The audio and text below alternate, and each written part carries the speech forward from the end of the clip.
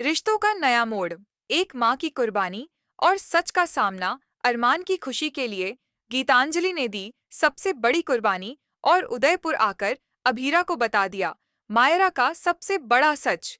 ये रिश्ता क्या कहलाता है में कहानी एक बहुत ही भावनात्मक और चौंकाने वाला मोड़ ले रही है।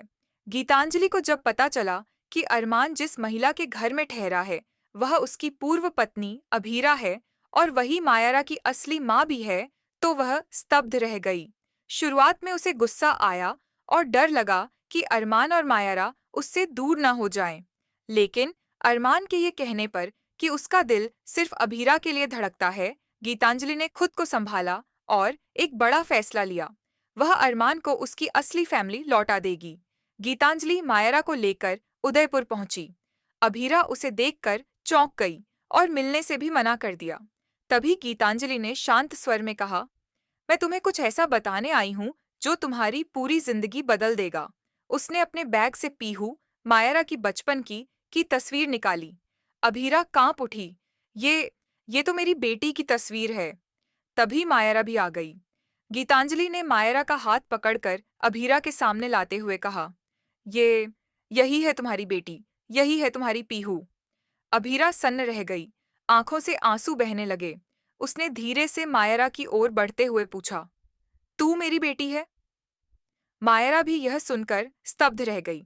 उसे यकीन नहीं हो रहा था कि गीतांजलि, जिसे वह अब तक अपनी माँ मानती थी, उसकी असली माँ नहीं है। मायरा का सदमा और अरमान का खुलासा मायरा की आंखों में अविश्वास और दर्द का तूफान था। उसने गीतांजलि से चीख कर पूछा, माँ, ये क्या कह रही हैं आप? ये सच नहीं हो सकता। गीतांजलि का दिल भी टूट रहा था, पर उसने माफी मांगते हुए सच स्वीकार किया।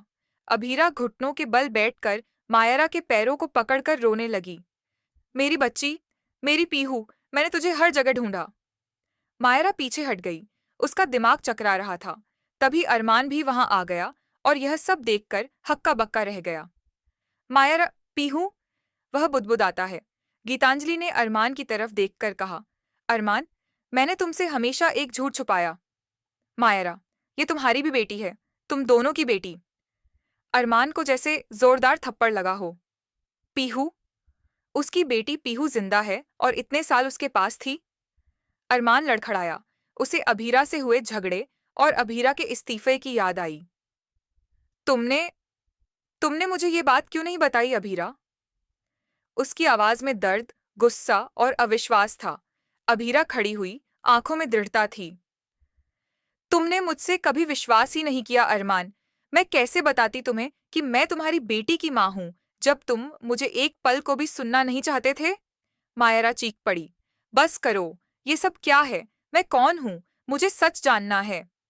गीतांजलि ने मायरा को शांत करते हुए कहा कि यह सब उनके लिए बहुत मुश्किल है, पर सच अब सामने है।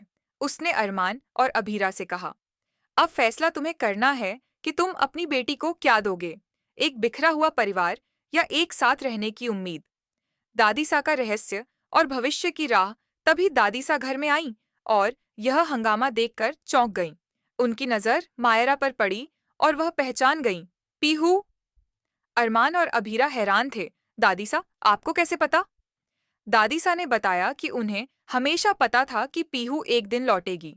जब अभीरा ने पीहू को जन्म दिया था, तब मैंने पीहू को देखा था। उसकी एक खास निशानी थी, उसके कान के पीछे एक छोटा सा तिल। मैंने उस निशानी को कभी नहीं भुलाया। जब मैंने आज मायरा को देखा, तो मुझे वही तिल दिखा। सबके होश उड़ गए।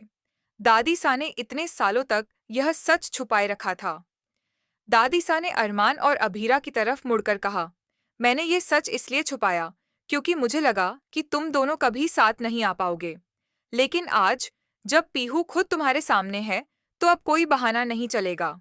ये तुम्हारी बेटी है, अरमान, और तुम दोनों को उसे वो परिवार देना होगा जिसकी वह हकदार है। मायरा अभी भी सदमे में थी। उसे हर चीज झूठी लगने लगी थी।